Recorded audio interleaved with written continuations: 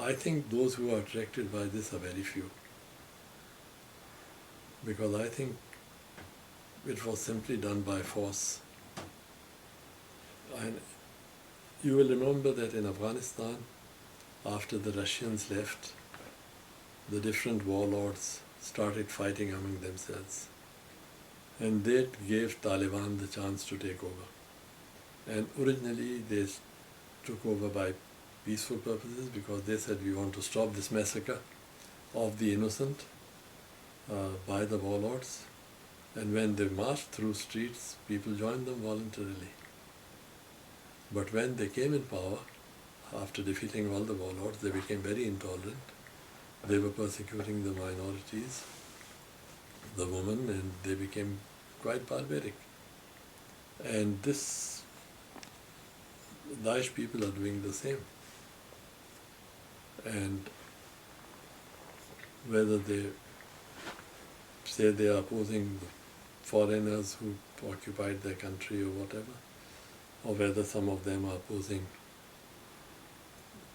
Assad, but their methods, I think only a few are misled by that.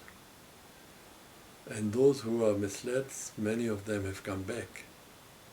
When they went there, out of idealism, seeking a better society, when what they saw the reality of the situation, some of them were disillusioned and came back. And I think that this is an international problem that we have to solve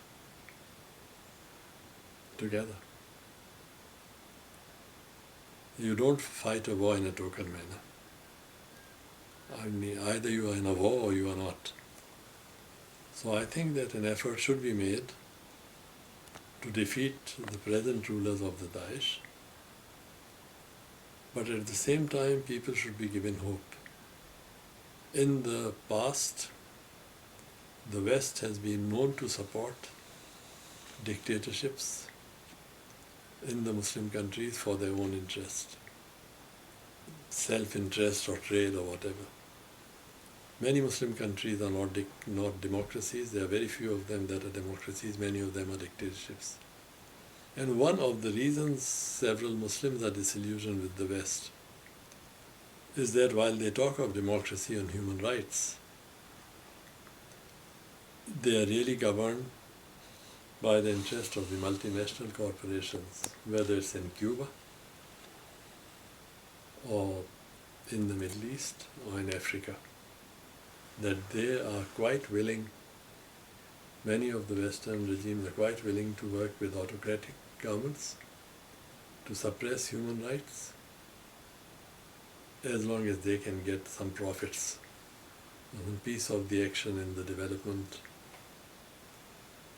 And I think here you have different goals. You will alienate people who are victims of suppression in their own countries.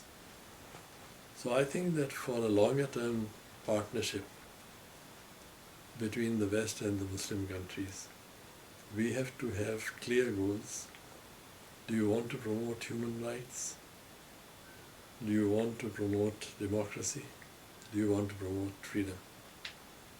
Now, I'm not saying that the Western countries should promote democracy the way George Bush did in Iraq, or that we should interfere in the internal affairs of other countries.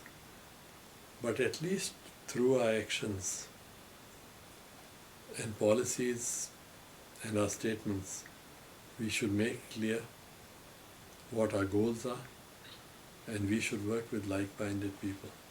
It won't be easy, it's not simple, it's a complex situation, but I think that should be the goal.